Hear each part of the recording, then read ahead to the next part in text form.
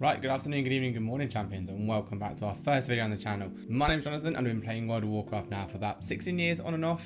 Kind of started in the 04 and dropped in and out here and there. However, this new channel is all about World of Warcraft content. Literally, I stream it 3 days a week at the moment from 7:30 to 10:30, little link down here. I thought I may as well make a channel about it. I love this game. We love this game. That's why I subscribed. Let's talk about World of Warcraft.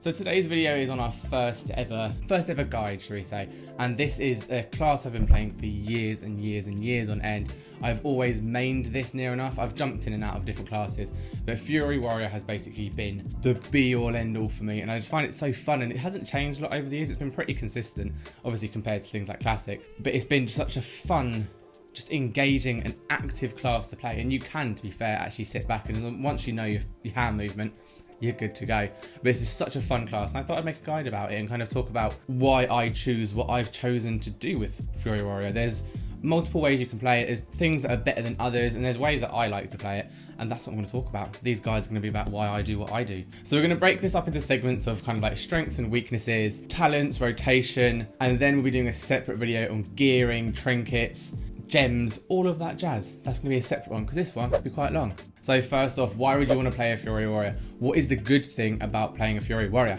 So there are many strengths, and I know I sound biased as I've played it for so many years, but it's a very fun, engaging class. It's fast paced, you're always doing something and you're always moving. It's got really great movability with things such as charge and leap, and being able to do some of them twice with then speed boosts that come from them. So you can jump around the map if you need to get out of the way of that next move from the raid boss. You can do that in a matter of seconds.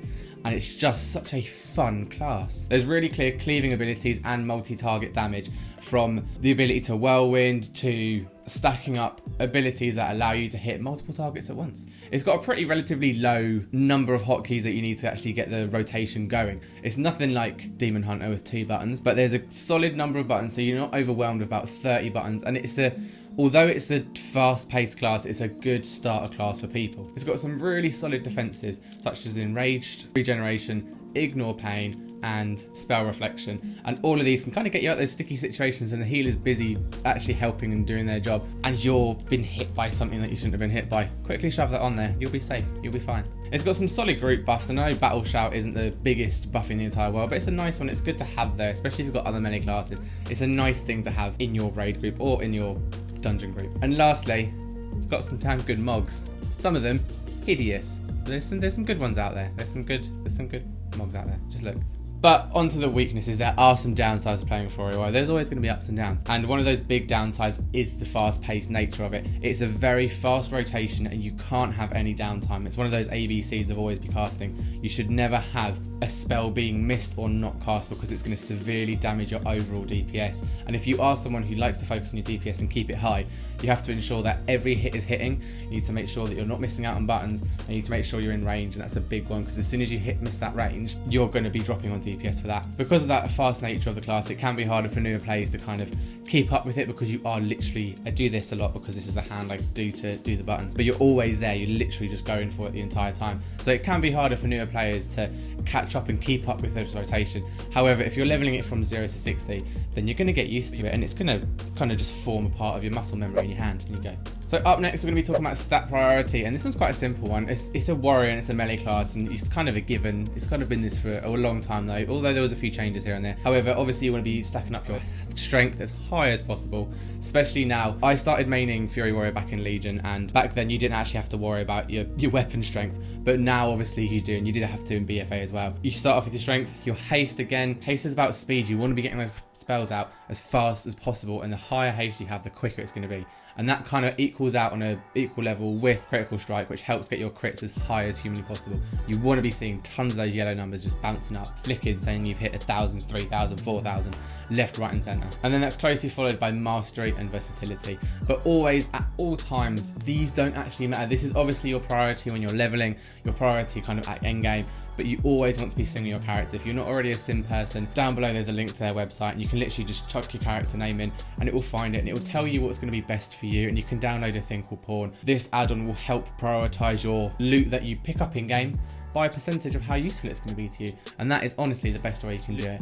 But as a general rule, that's your order that you want to kind of be prioritizing your stuff in. Right, up next, we're going to be talking about the talents and actually why I choose them. There's a couple of options in most of these tiers. Most tiers have at least 2 or 3 actually completely viable things that you want to choose. However, these are the ones that I use. I'm going to explain why I do each of them. So starting off on tier 1, we have got fresh meat, and this, generally speaking, so this increases the chance for enrage to trigger between 30 and 45%. So this is key because you want to have your enrage up at all times. That's the little skull in the top corner. If you don't have it, download a weak aura, make it appear on your screen so you know that it's enraged. And you want to ensure that you're constantly enraged. And by having sudden death, you're going to increase that chance of it to trigger in order for you to be enraged. And enrage gives you an increase in damage on the overall spectrum of damage. So you want that up as much as physically possible.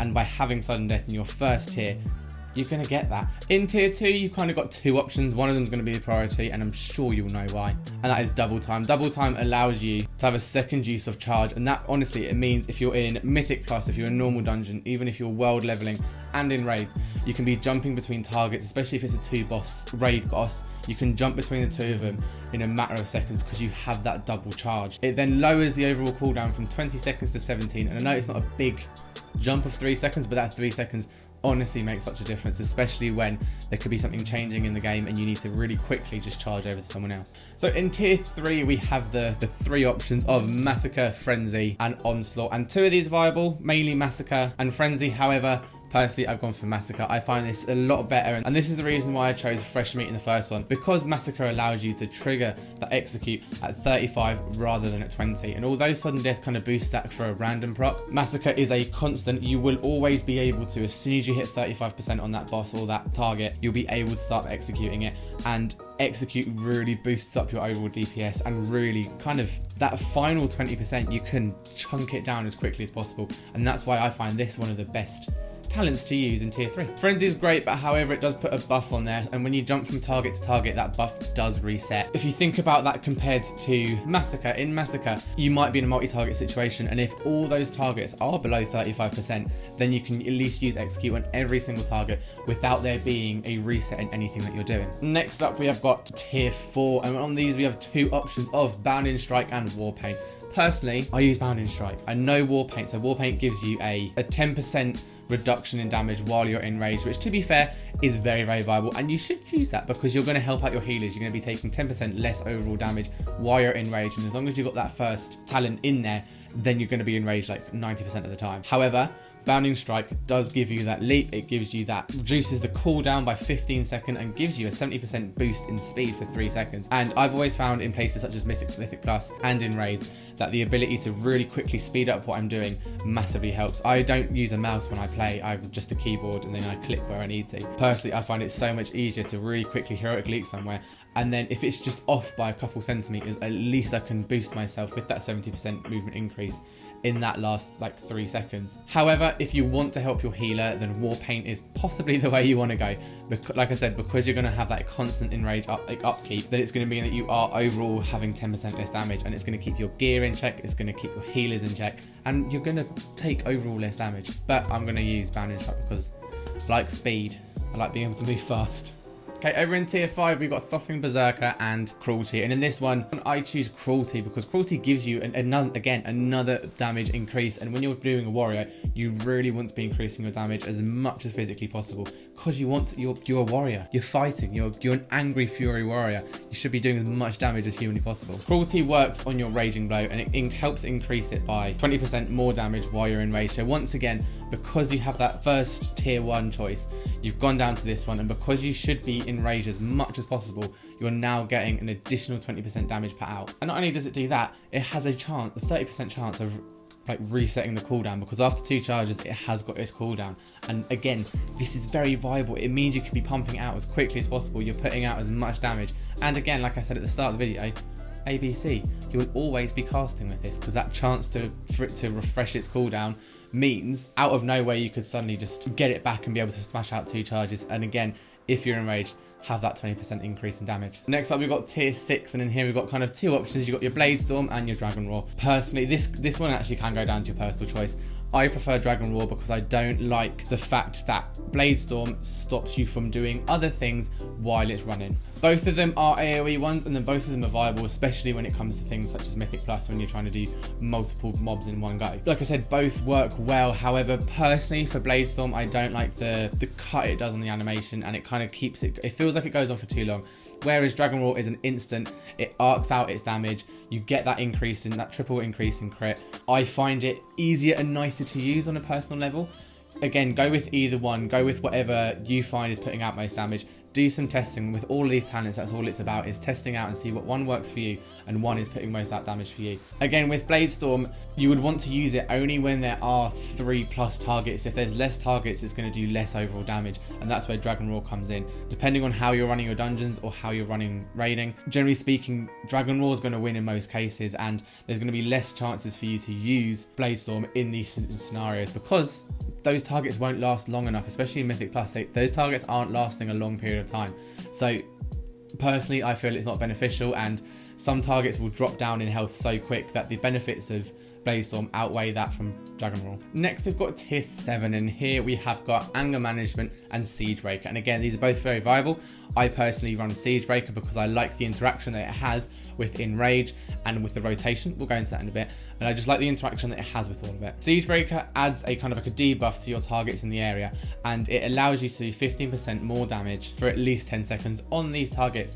And again, like I say, when paired with the rotation and paired with things such as Rampage, which is increasing your output, and you're enraged already, and it's going to overall put out so much damage. You've got all of these small 10, 5, 15%, which overall then means you're putting out 100% extra damage, especially at these big burst AoE or big burst single target times.